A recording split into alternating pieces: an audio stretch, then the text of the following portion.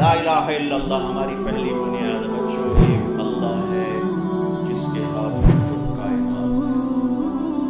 وہ تمہارے ساتھ ہے تو تمہارے مسائل حل ہیں، وہ ساتھ نہیں ہے تو کچھ بھی نہیں۔ تھوڑا سا آج وفات نبی پر تھوڑی سی بات کر لوں، تو اسی کو میں پیش کرنے کی کوشش کر رہا ہوں۔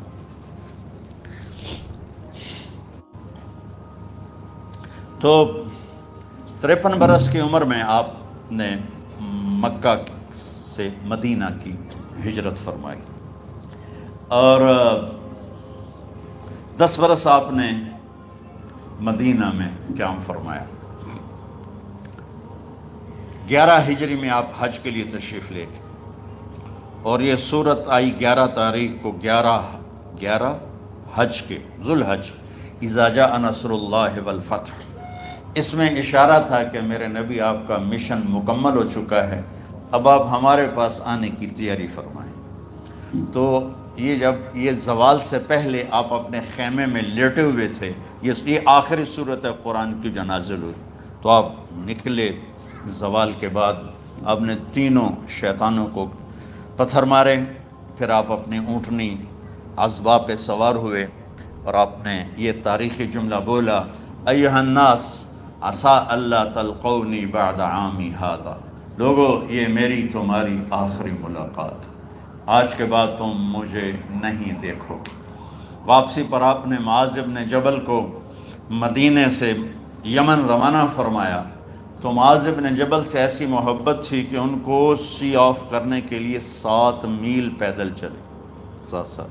اب کسی کو روانہ کرنے کے لیے ساتھ نہیں چلتے تھے، مسجد سے روانہ کر دیتے، معاذ بن جبل کو 7 میل ساتھ چلے، اور جب آخری پوائنٹ آیا سفر کا تو کہنے لگے، معاذ عسیٰ اللہ تلقانی بعد عامی ھذا، معاذ میری آخری ملاقات ہے، وَلَعَلَّكَ تَمُرُّ بِقَبْرِي وَمَسْجِدِي ھذا، جب تو واپس آئے گا تو میری قبر دیکھے گا اور میری مسجد مجھے نہیں دیکھے گا۔ تو فَبَكَى مُعَاذٌ جِشْعًا لِفِرَاقِ رسول اللہ، تو معاذ بن جبل پھوٹ پھوٹ کے رونے لگے آپ کی جدائی کا تصور کر، تو آپ کی آنکھوں میں بھی آنسو آ گئے، تو آپ نے جلدی سے منہ یوں پھیر لیا، معاذ پیچھے ہو گئے اور آپ ادھر ہو گئے، اپنے آنسو چھپا لیے، اور فرمایا، معاذ ان اولی الناس بی المتقون من کانوا وحیث کانوا، معاذ اس جدائی کا غم نہ کر، جو تقوی پر مرے گا وہ میرا سب سے قریب ہوگا، چاہے وہ پاکستان میں ہو چاہے افریقہ میں ہو، میرے سب سے قریب وہ ہوں گے جو تقوی والے ہوں گے، جو اللہ سے حیا کرنے والے ہوں گے۔ جب آپ واپس تشریف لائے،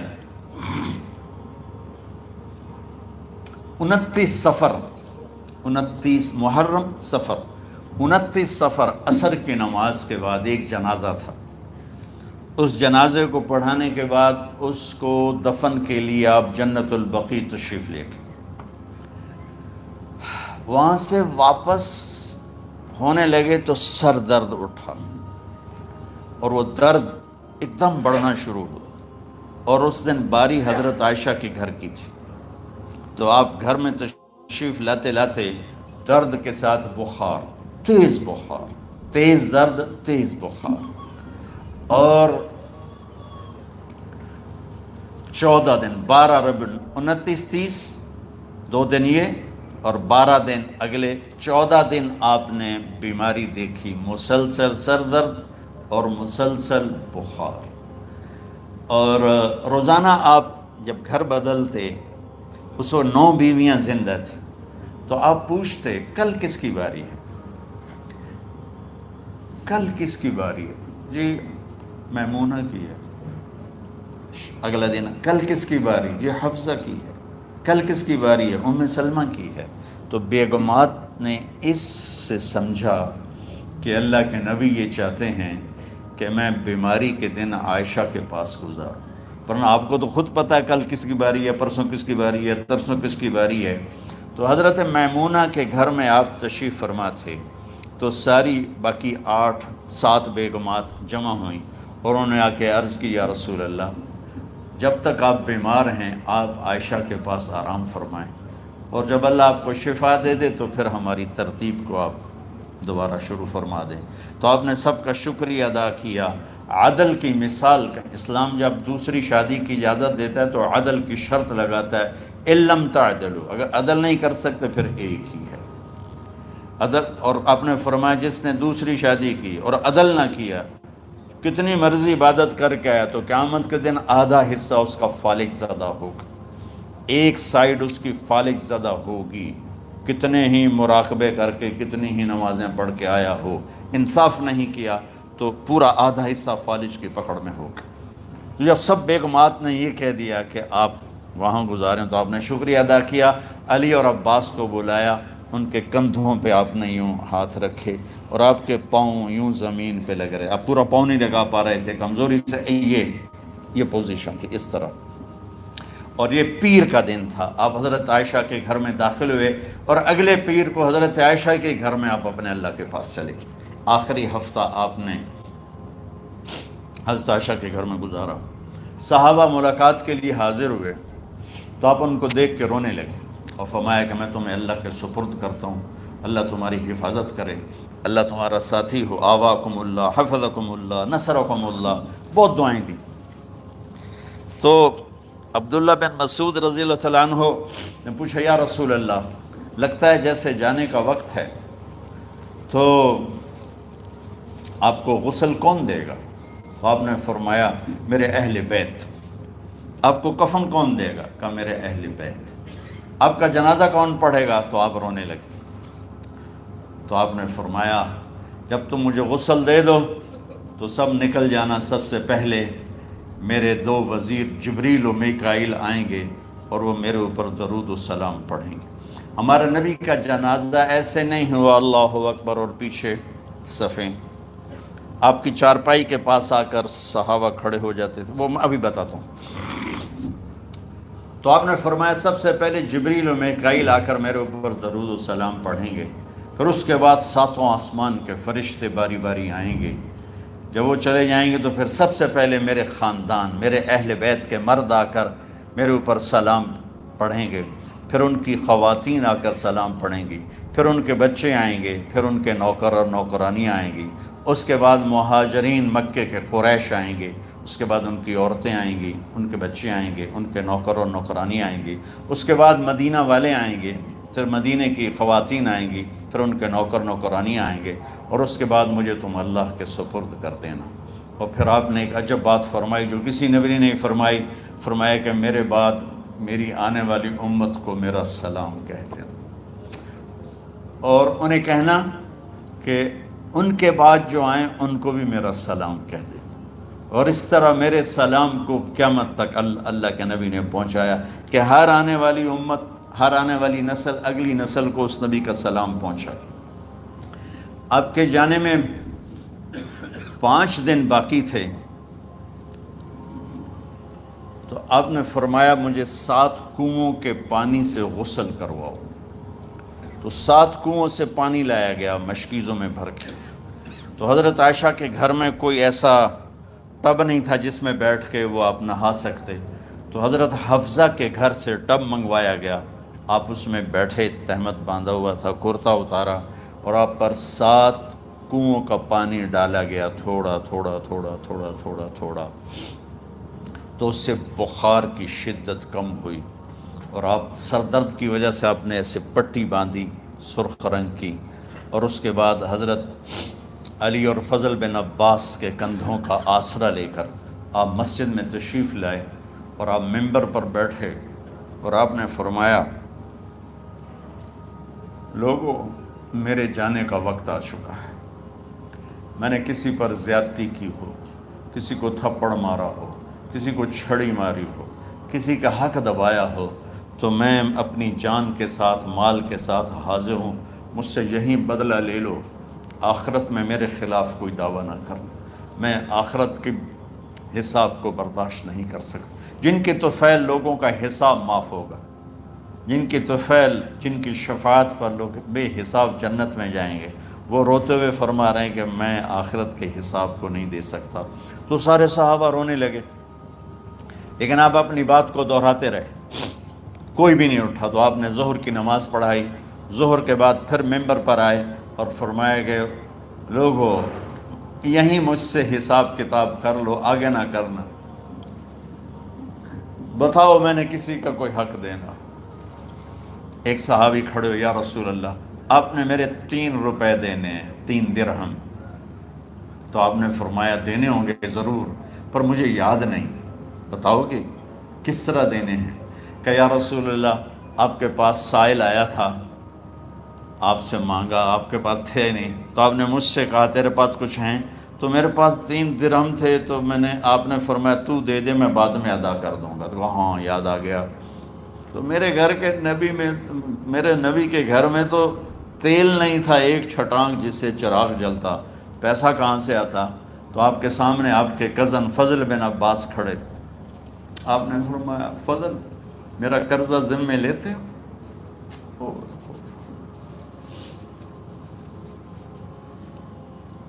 جن کے لیے کائنات سجائی گئی، جنت کی چابیاں جن کو پکڑائی گئیں، جاتے ہوئے 3 روپے دینے کی ہمت نہیں تھی۔ کہا فضل میرا قرضہ ذمے لیتے ہو؟ کہا جی یا رسول میں اپنے ذمے لیتا ہوں۔ کہا اس سے لے لینا۔ آپ گھر تشریف لے گئے، نماز کے لیے آتے تھے، پڑھاتے تھے۔ جمعرات کو عشاء کی نماز پڑھانے کے لیے اٹھ نہیں سکے، گر گئے، پھر اٹھنے لگے، اٹھ نہیں سکے، گر گئے، پھر اٹھنے لگے، اٹھ نہیں سکے۔ تو آپ نے فرمایا ابو بکر سے کہو نماز پڑھائے، عشاء کی نماز۔ ابو بکر ذرا پیچھے کھڑے تھے، عمر آگے کھڑے تھے۔ تو لوگوں نے کہا نماز ہی پڑھاونی، کوئی پڑھا دے۔ تو انہوں نے حضرت عمر کو آگے کیا، انہوں نے کہا اللہ اکبر۔ جب حضرت عمر کی تکبیر سنی تو آپ نے اندر سے زور سے فرمایا عمر کو پیچھے کرو، ابو بکر کو آگے کرو، میرے رب کا فرمان ہے میرے مصلی پر ابو بکر کے سوا اور کوئی کھڑا نہیں ہو سکتا۔ جمعرات کی عشاء، جمعہ ہفتہ اتوار کی 15 نمازیں، اور پیر کی فجر کی 16 اور جمعرات والی 17 نمازیں ابو بکر نے پڑھائیں میرے نبی کی موجودگی میں۔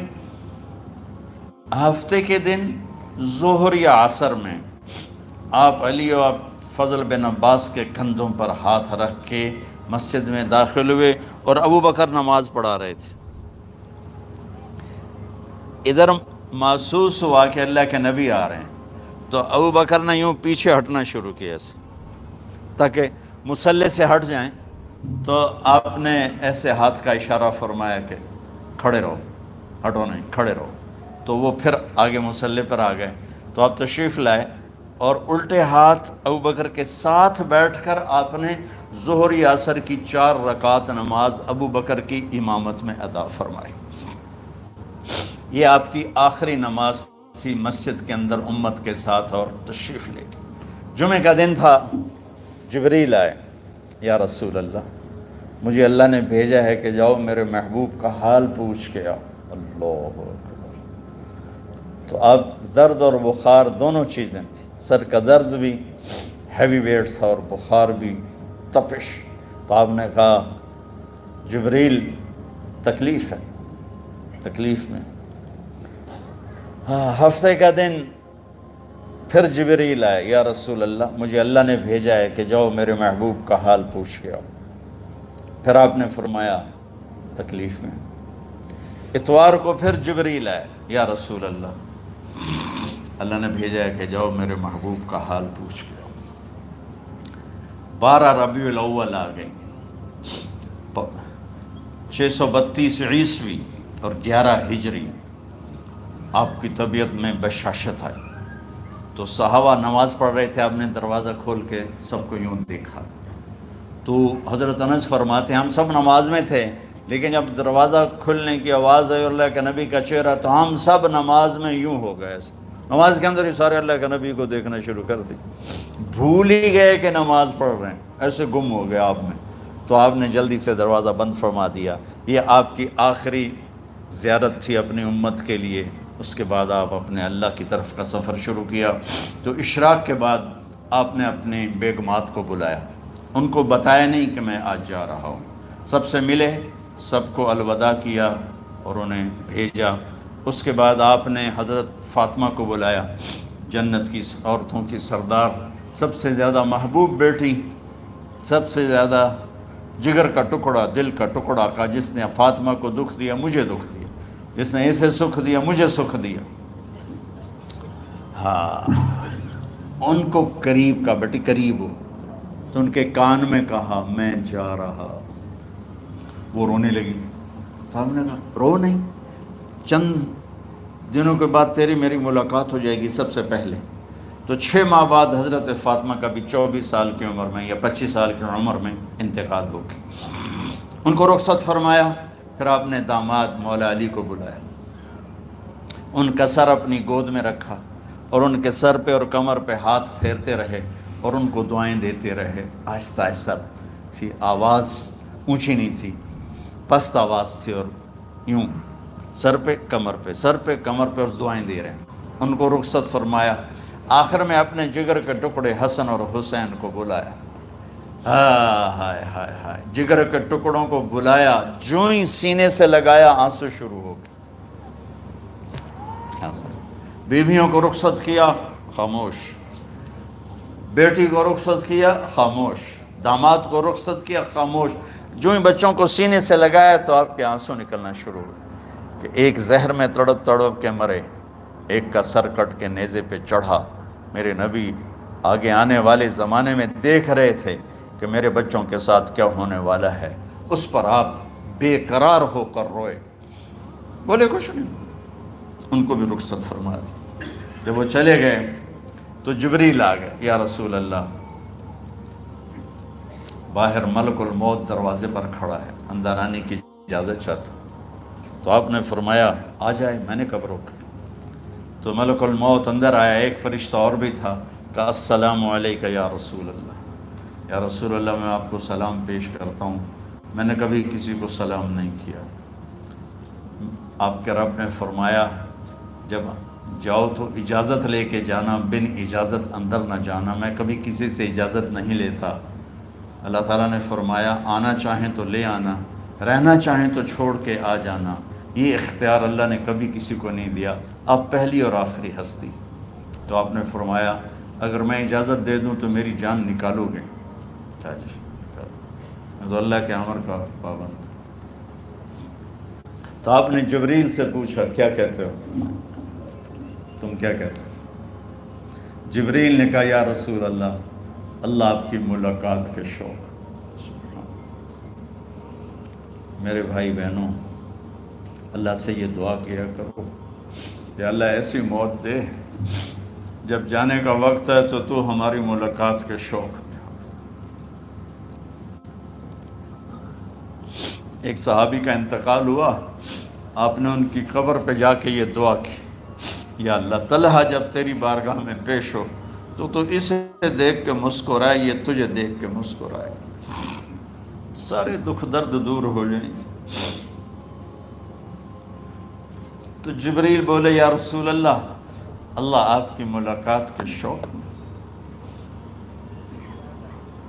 آپ نے فرمایا جاؤ اللہ سے پوچھ کے آؤ میرے بعد میری امت کے ساتھ کیا کرے گا، جاؤ پوچھ کے آؤ حسن حسین کے ساتھ کیا کرے گا۔ یہ پوچھنا، ہر کوئی اپنے بچوں کو یاد کرتا، مرنے والے بچوں کو یاد کر، بچے میلاد۔ میرے والد اچانک ہارٹ اٹیک میں فوت ہو گئے تو ہماری بہنیں موجود نہیں تھیں، میری 2 بہنیں، تو میرے والد بار بار کہتے میری دھیاں میں نو ملا دے، میری دھیاں میں نو ملا دے۔ اور میرے نبی نے کہا میری امت کا مجھے بتاؤ پہلے کیا کرو گے۔ حسن حسین کا نہیں کہا، جن کو ذبح ہوتے بھی دیکھا، زہر میں تڑپتے بھی دیکھا۔ واہ یا رسول اللہ، آپ نے کیا وفا کی اور ہم نے کیا صلہ دی، سارے خنجر انہی کے سینے میں اتار دیے، ہر تیر کھینچ کے آپ کے جگر کے پار کیا، ہر نافرمانی کا ٹھیکہ لے لیا۔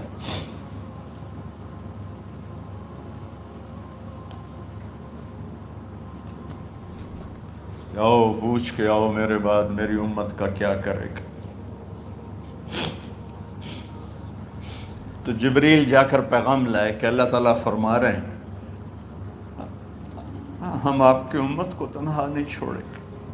میرے رب کی عزت کی قسم، خواتین و حضرات، میرے رب کی عزت کی قسم، میرے نبی یہ بات نہ اٹھاتے تو کوئی ہم میں خنزیر بنتا، کوئی بندر ہو جاتا، کوئی کتا ہو جاتا، کوئی سانپ بچھو بن جاتا۔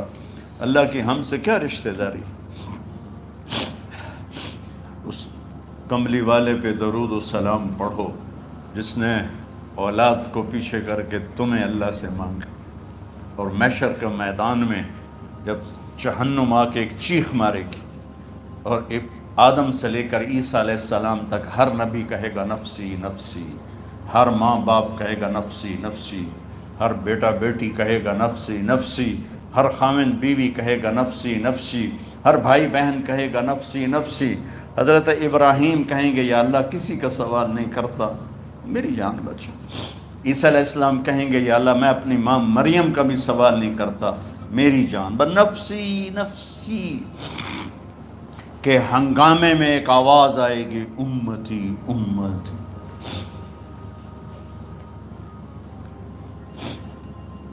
کون ہے یہ؟ ساری دنیا نفسی نفسی کہہ رہی، یہ کون ہے امتی امتی کہنے والا؟ آواز کے تعاقب میں جب نظریں جائیں گی تو اپنے نبی کو دیکھ لینا، تڑپتے ہوئے بدن کے ساتھ، کانپتے ہوئے ہاتھوں کے ساتھ، اور پھیلی ہوئی جھولی کے ساتھ، اور بہتے ہوئے آنسوؤں کے ساتھ صرف ایک ہستی ہوگی، صلی اللہ علیہ یا رسول اللہ، صرف ایک ہستی ہوگی جو کہیں گے یا اللہ میری امت، یا اللہ میری امت، یا اللہ میری۔ کون سی امت؟ جس نے ہر بڑے سے بڑے گناہ کے اڈے کھول کے زندگی گزاری۔ میرے نبی انہیں کو یاد کر رہے ہیں، میری امت میری امت میری امت۔ جب تک اللہ نے یہ نہیں کہا کہ آپ کی امت کے بارے میں راضی کر دوں گا، آپ نے فیصلہ نہیں کیا کہ چلو ملک الموت اللہ کی تقدیر کو پورا کر، اور جاتے ہوئے دو نصیحتیں فرمائیں، وہ بھی بچوں کے لیے نہیں، بیویوں کے لیے نہیں، امت کے لیے۔ الصلاۃ وما ملکت ایمانکم، اے میری امت نماز نہ چھوڑنا، نوکروں سے اچھا سلوک کر، حقوق اللہ نماز، حقوق العباد غریب لوگ کا فرمایا غریبوں پہ ترس کھانا، اپنے نوکر ملازم غلاموں پہ ترس کھانا، اور نماز نہ چھوڑنا، نماز نہ چھوڑنا، نماز نہ چھوڑنا، نماز آخر الفاظ سے نماز نہ چھوڑنا، نماز نہ چھوڑنا، نماز نہ چھوڑنا۔ اور اب حضرت عائشہ کے سینے پر اس طرح نیم دراز تھے، حضرت عائشہ یوں سیدھا بیٹھی ہوئی تھی۔ اب فرمایا کل مجھے فخر حاصل ہے، مات فی سحری و نحری، میرے نبی نے میری گردن اور سینے کے درمیان اللہ کو جان پیش کی۔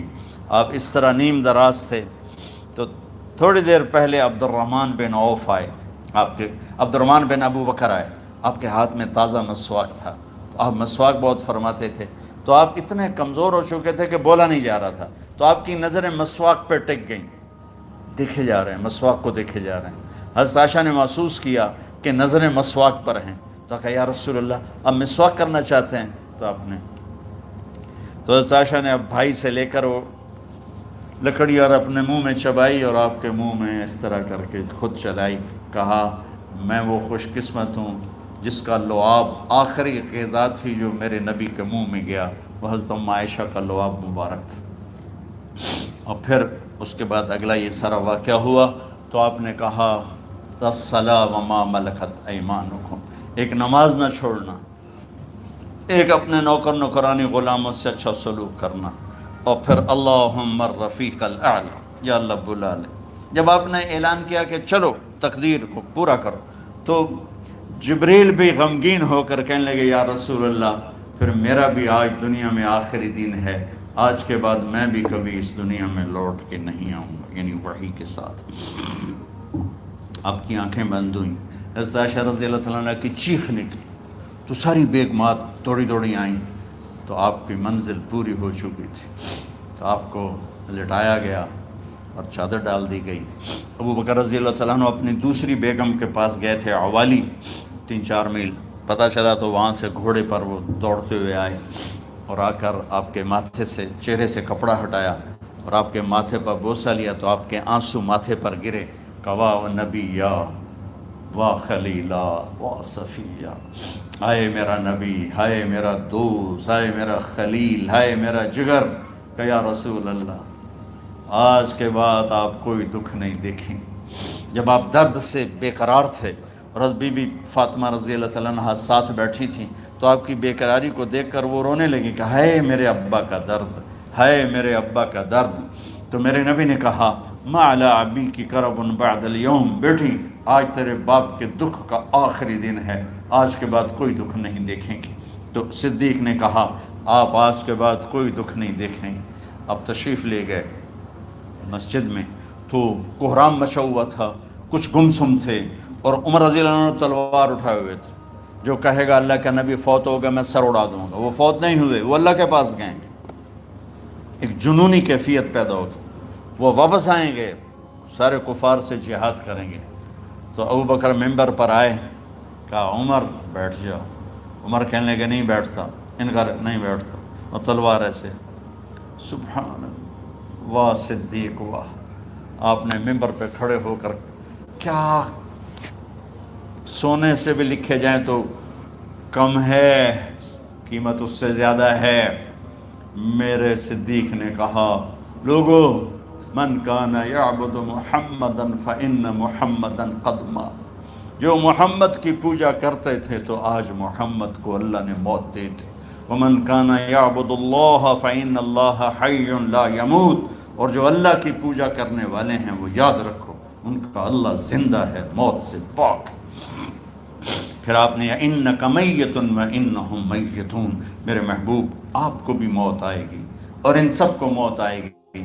حضرت عمر فرماتے ہیں جب میں نے یہ آیت سنی تو میں یوں نہیں گرا، ایسے گرا سیدھا، ٹانگوں سے جان نکل گئی تو یوں گرے ایسے یوں، اور کہنے لگے مجھے یقین ہو گیا کہ موت آ گئی اور اللہ کے نبی ہمیں چھوڑ کے چلے گئے۔ تو